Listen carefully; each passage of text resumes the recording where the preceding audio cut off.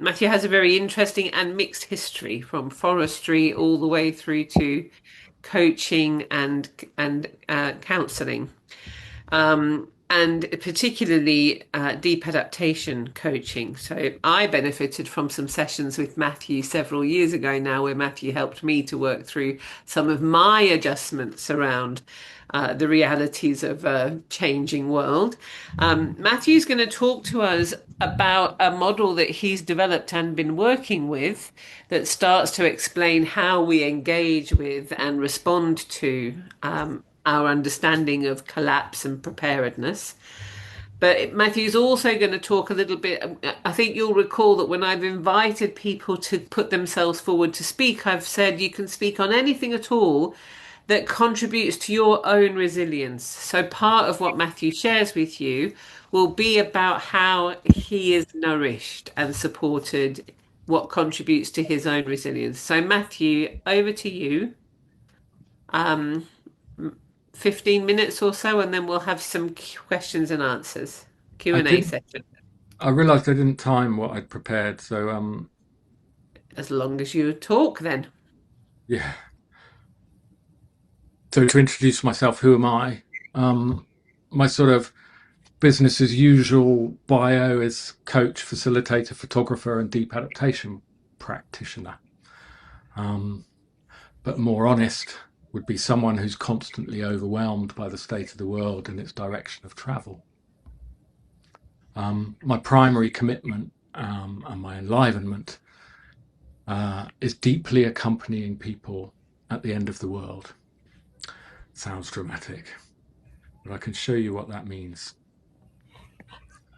Let me get that out of the way. Um, so, as a deep adaptation practitioner, I get to listen to a lot of people who are thinking very deeply about their lives and the state of the world and trying to metabolize their distress. Um, so, if you like, I'm constantly exposed to wisdom. Um, and what I've tried to do over the last couple of years um, is find ways to share that wisdom that I've learned from other people um, in ways that are.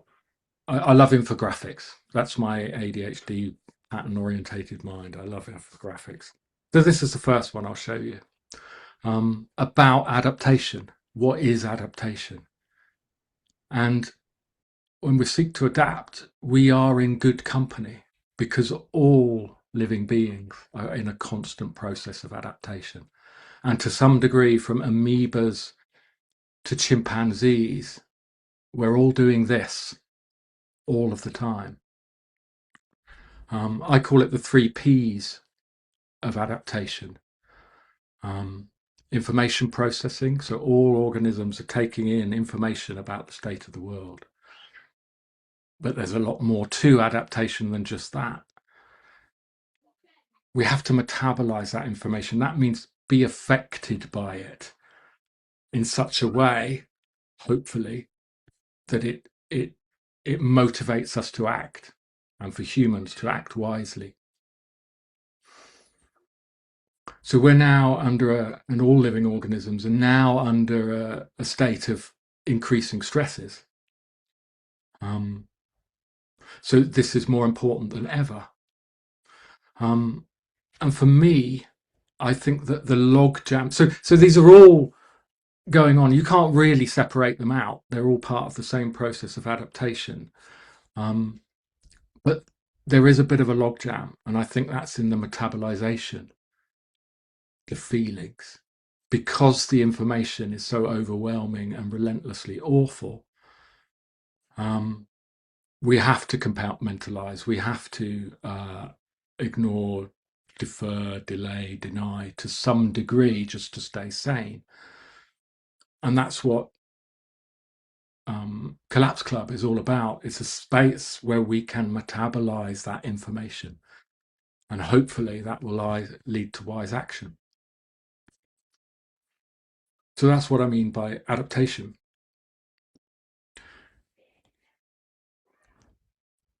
And if we talk about metabolization, I use the terms bigger than self distress and more than me enlivenment. These are ideally balance each other out. And interestingly, Nate Hagens just this week has published a short piece on this. He frames it and uses different language, but he talks about looking through two eyes, and being with people who understand the awfulness, but who can attend to the love and the beauty. That's what this is about. So this tells a story, this infographic, from business as usual, which is we're all in, and it is in deep denial, delay, dissociation, compartmentalization, and avoidance. Whoops. Um, and then some of us get some information about the state of the world, and we're thrown into the bigger than self distress. This is eco-anxiety is one well-known form of bigger than self-distress, but there's much more to it than just eco-anxiety, as we all know. And the thing about when we're distressed, it affects our perception so that we see the threat landscape. So the more distressed we become, the more we see the threats. The more we see the threats, the more distressed we become. So we can get into a loop. The corollary is more than the enlivenment. When we remember who we really are, what really matters, and act on behalf of what we love, there's that vitality, that enlivenment, that positive arousal that is still possible, even as the world sort of collapses around us.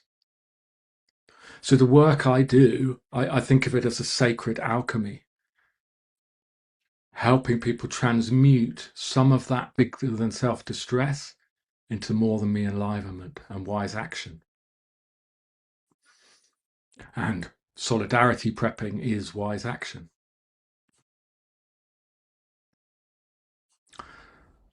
So being a bit of a geek, I did two sort of formal definitions of bigger than self-distress and more than me enlivenment. I can make these slides available. I won't read them. You can sort of have a quick look over if you like. Okay, so that brings me to what I call the mood cycle. In the center, we have increasing distress, increasing stresses, which we're all subject to. And then there's two axes, active and inactive, or motivated and demotivated. And then the other axis is distressed, negative feelings, and enlivened, positive feelings. And what those two axes create is what I call the mood cycle, which I'm sure you're familiar with, and which has four stations. In reality, our feelings and emotions are far more nuanced and complex than just four stations, but this is kind of a simple way to map it and map the cycle that we're all subject to. So I'll go around the four stations. You're probably familiar with all of them. When we're distressed and demotivated, we're depressed. This is what I wanted to say. Each of these stations has a benefit and a risk. There's a reason that we can feel these. There's a function, an adaptive function, but it comes with risk. So depressed is distressed and inactive. The benefit is time out for pain, sadness, healing, and renewal. The risk is numbed out stuckness. And I, for one, was stuck here for several years when I became collapse aware. I mean, really. There were shifts, I would go around the cycle, but this became my default. As a younger man, my default was up here in the top right. I was positive, optimistic, engaged. But on becoming collapse aware, this became my default down here. And it's taken me, this is what I'm going to show you later on, is what's helped me spend more time here. In this quadrant, threat arousal, the function here is when we're aroused with anger or fear, it's preparing us to meet an urgent threat for explosive action. Um, so it has a function, it's very useful. But when we're dealing with the chronic decline of reality, we don't want to stay here. It's incredibly corrosive. This is for explosive action. The problem comes along, you explode into it, and then it's over. But many of us are in chronic arousal, constitutionally angry, enraged, outraged. So the benefit is explosive engagement or avoidance of threats. The risk is narrow reactivity and the degradation of our health system as we're carrying chronic rage or upset. The lower right quadrant, enlivened and active, I call grateful, appreciation for present conditions. When we notice what's still beautiful, true, gorgeous, lovely, privileged about our existence, the benefit is calm, grateful appreciation. The risk is complacent capitulation and collusion with the status quo. And then we have the top right, active and enlivened. I call this possibility arousal. Hope gets a bad image in collapse in the doomosphere. And there's a lot to say about hope and hopium and naivety and wishful thinking and all of that.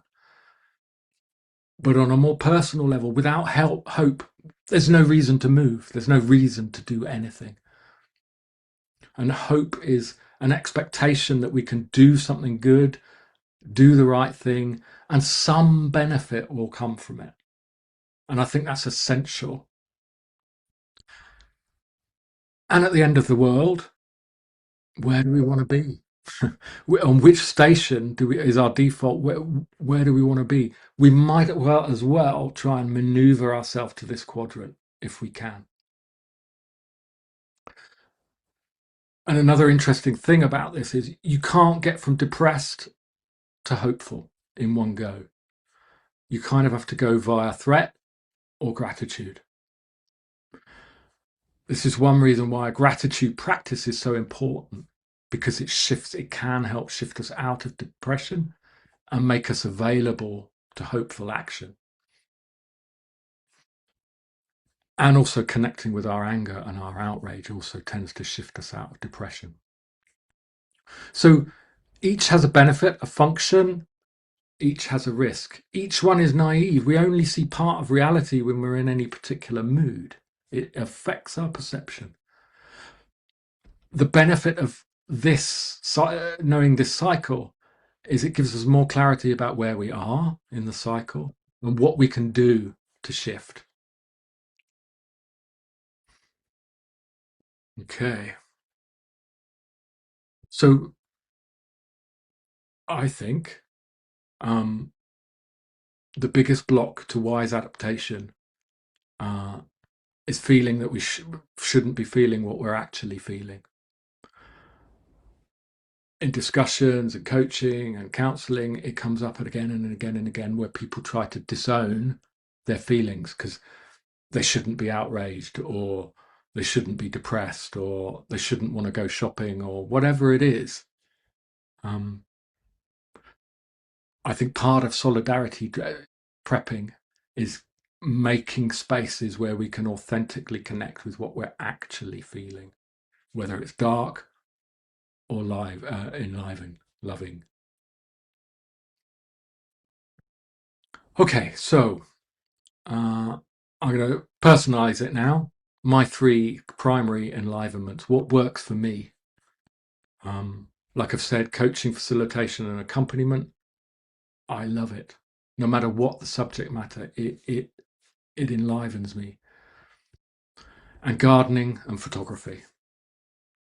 So I'll tell you about my garden. I moved into this place 2.5 years ago, 3 years ago. Um, this is my garden that I arrived with, the lawn. That's next door's garden, and you can see the soil's builder's rubble, compacted, blah blah blah. But I came into a bit of money, and so I've been gardening for the last 6 months. Um, and I did a quick list of all the benefits. It's been so nourishing, so enriching for me. I get healthy, energetic produce, spiritual produce, I call it, food and flowers. I connect with beauty. I connect with novelty, which is great for my ADHD mind. I get to nurture all these little plant beings, as I call them, plant people. It's helped to root me where I am. I landed in this house, didn't know anyone, and felt a bit alien, and it's really helped to root me. I get to geek out on the science. I'm researching the soil microbiome and how to sort of really enrich the microbiome. I get to share and gift produce, which gives me inroad with my neighbours. I spend time pottering instead of scrolling. Um, and I get insects to photograph, which is the next bit I'm going to show you. These were the sawfly larvae that started to strip all the leaves of my young birch trees. Um, so I had this immediate conflict between here was I inviting insects into my garden, growing a garden for insects, and like the first ones to show up in numbers, I actually have a problem with. Um, and I killed some and I relocated some. These guys are eating my kale, but I'm willing to share that. And this is what I love about I call it insect foot portraiture. Um, the fact that I have the technology to look into a fly's eyes, it blows my mind. Okay, this is my favorite photo.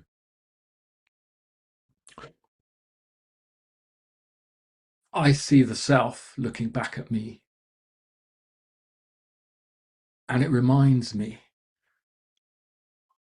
that a universe that can create cardinal beetles and sawfly larvae and birch trees is relentlessly creative. Part of that creativity is composting. And there have been these terrible die offs throughout Earth's history, but it's still a creative process. And I try to look this insect in the eye and be a good human, be a good citizen of Earth on its behalf. And we both know the Earth's in trouble, but we can remember beauty. We can take wise action, and it's still worthwhile no matter what.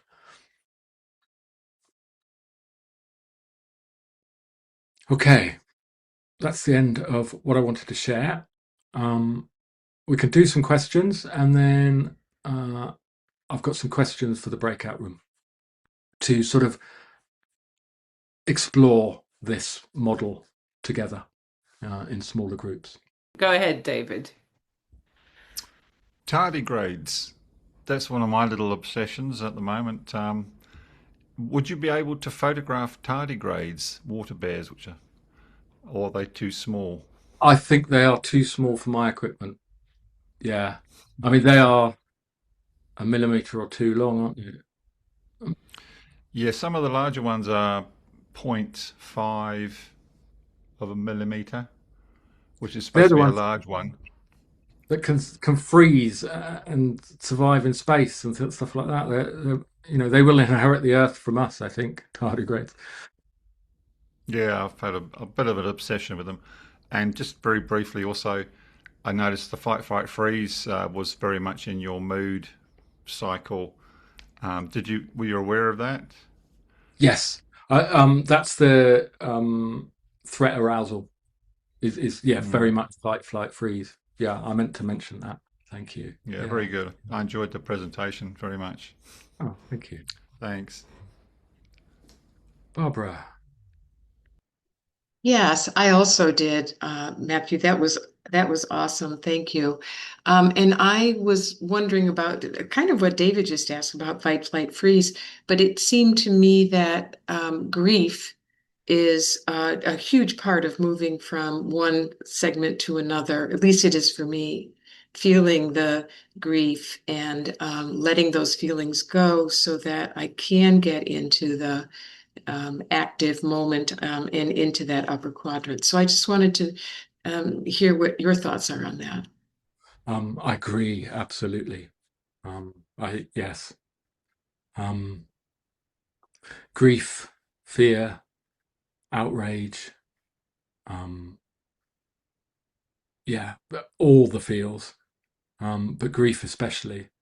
Um, I've heard grief described as a river Mm. that we should all, it's a constantly flowing, and communities that do have collective grief practices seem to do very well with that. We've lost those skills. So yes, it's very much a part of what we do in Collapse Club, as you know. I think but that's grieving together. For sure. Yeah. Yes, if I may, grief is the subtext of Collapse Club very explicitly. The collapse support meetings that we do are based on a theory of grief called the 4 tasks of mourning by a psychologist named William Worden. And it has to do with metabolizing the grief as that's Matthew's term, to metabolize it. I'm going to just mention the 4 tasks. Accept the reality of the loss, experience the pain of grief, adjust to an environment with the deceased missing, and find an enduring connection with the deceased while embarking on a new life. And those, of course, were generated in reference to someone who died, a loved one who died. But in the case of collapse, our fundamental theory is we are mourning ourselves. We are mourning especially our future selves and our expectations of the future for ourselves, our family, the earth. And so to acknowledge it, to understand that's what's really happening, to feel the pain in a safe, structured environment, and then to find ways to adjust, to change our lives, to live without these expectations of the future, and finally to find an enduring connection with our history of who we used to be while finding new ways to live. So grief is explicitly how we try to metabolize our feelings and move through the cycles that Matthew has been describing. So that's our approach. There are others, obviously, but grief will transform you into someone who is alive today, even as the world dies. Thank you. Thank you. Beautifully put. Anna, would you like to come in with your question? Thank you so much for this talk. I noticed you mentioned you have ADHD, and I'm also neurodivergent, and I've noticed neurodivergent people tend to be overrepresented in spaces talking about collapse and existential threats. And I was just curious if you had any thoughts on neurodiversity and how it relates to collapse awareness. Thanks. Oh my God, have I got thoughts? Thank you for asking. Yes. One of the interesting things, I think global awareness is a neurodivergence. Not everybody is globally aware. And what I mean is, in developmental terms, we start with sort of oceanic, as babies, with oceanic awareness. Then we develop a me-it separation. and then an us, them. But there's a self and an other. Global awareness, there's no other. There's only we. There's only humanity, only the biosphere. There's one, and we're part of it. And not everybody gets that. And I think I think that is part of neurodivergence, being truly globally aware that what's being done over there is being done to me. So there's that I think that is a neurodivergence. Pattern recognition. My pattern recognition is off the charts. That's why I like these infographics.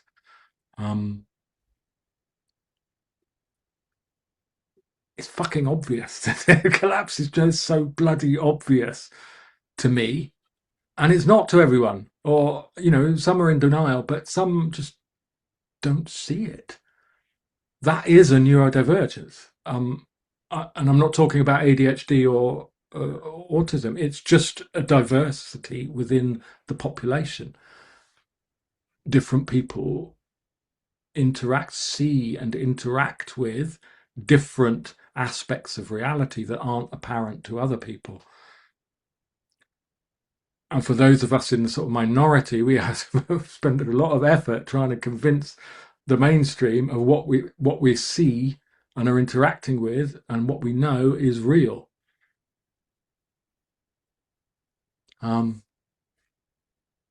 Yeah, I could say a lot more, but it's a really interesting topic. Thank you for raising it. A question for you, Matthew.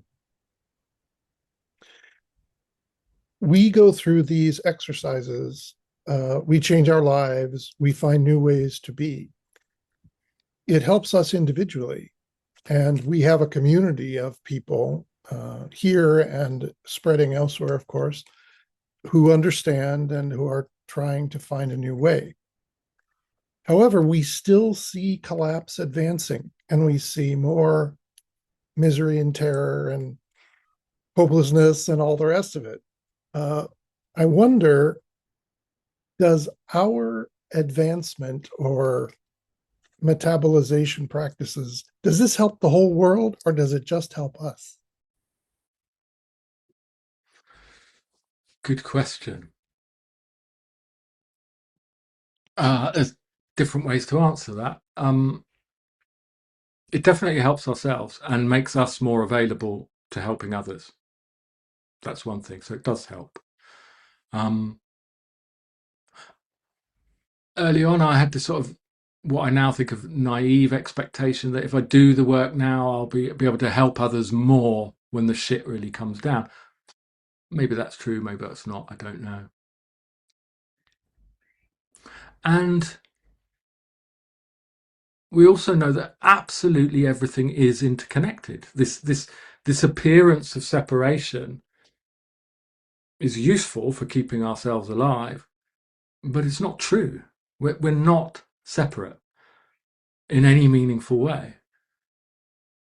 We're composed of stardust. Consciousness is a field of being. Culture is a field of being. And I do think any node in that field of being making significant changes or beaming love out does affect the field in ways, spooky ways that we can't account for. It won't save the day, but it makes a difference. And the universe, the planet, life is always learning.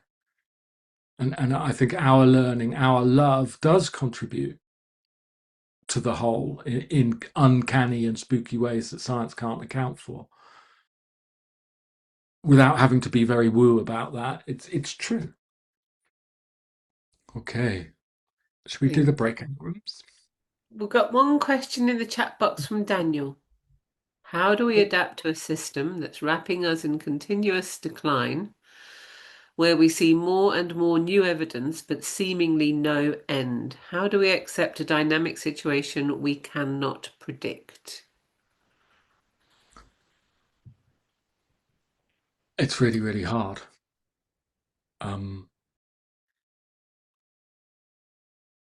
in some ways our brains and minds are certainty engines. We like certainty. That's what it's for, to sort of know the world with enough certainty to survive. And present reality is becoming less and less certain in two ways. Information uncertainty, there's more and more bullshit, disinformation and misinformation, so we don't know which information we can trust. But also there's what I call inherent uncertainty, that the situation is becoming less predictable, more chaotic, less certain. And that's really challenging on our metabolism. But what we can be certain of is what enlivens us. Our bodies, feeling it in our bodies. If we just turn to what enlivens us, acting on behalf of what we love, that's the best we can do. And we can be certain of that. Truth, beauty, compassion. We can't be certain when this is going to end, when the smoke's going to get me, when I'm going to be flooded, but I can be absolutely certain of love. And that's the best we've got. It doesn't solve everything by any means, but it's the best we've got. Oh, David, there's a question. Sorry to grab another question. What do you think of Gaia? Do you think the Earth is helping us? Like, is there some sort of active consciousness in the planet or the biosphere which is aware of our efforts or aware of our compassion or anything like that? Oh, such a good question. I don't know. I can go either side on that.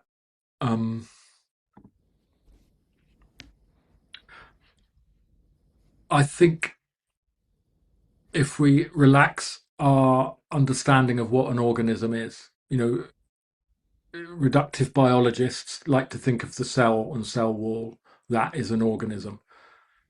Gaia doesn't have a mind, doesn't have a brain, doesn't have a cell wall, as far as we know, doesn't reproduce.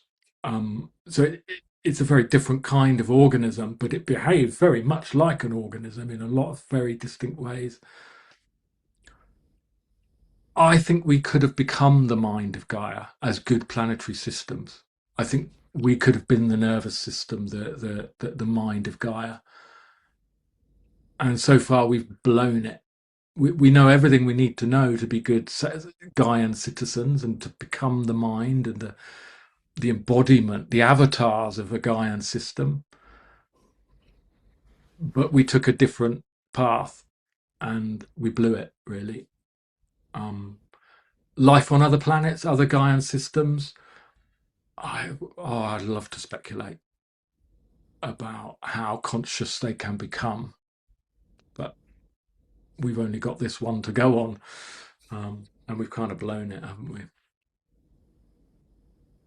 we? My garden has 6 or 4 strings on it, and I plug it into an amplifier. I'm struggling to really enjoy. I raided Houghton Mifflin's shelves for all the books I could afford, and I've got these beautiful instruments, and I'm struggling to enjoy what used to be immersive. If you want to riff on that, I'd appreciate it. Distress is the life force giving us a signal.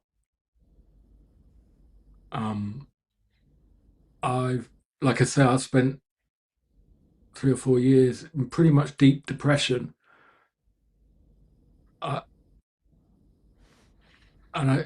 The gardening and the photography helped me climb out of that. But there were times when they meant nothing to me, where I was dissociated.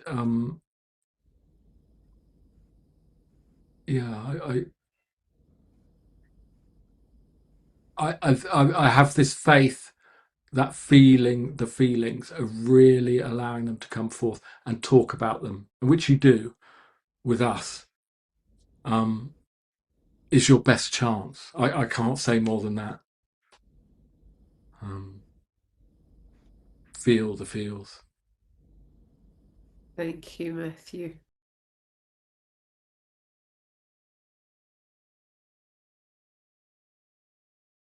Welcome back, everybody. Sean's here. Hi, Sean. I hadn't noticed you were here. Hey. We are aiming to finish at the bottom of this hour, so in 8 minutes' time. It would be wonderful to hear any breakthroughs or revelations that you might have um, encountered during your conversations in the breakout room. So if anybody would like to share, please. Hynek says we have written a new but no new Bible. No, Oh well, Oh, next time, eh? that's right. in We're the here every beginning. 2 weeks. Well, We didn't have time for our appreciation.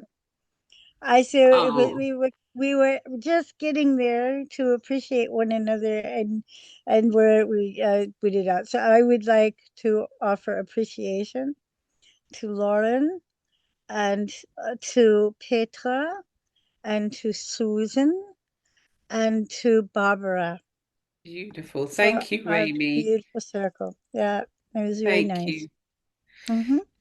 Gail and David, you both want to speak, but maybe it was the same for others. So might I suggest we have a little group hug? So if you put your hands out to your screen edge, and we all just have a little, there we are. And we just take a moment to scan the faces on the screen, send a bit of love and appreciation. Oh, well done, everybody. Beautifully done. Okay.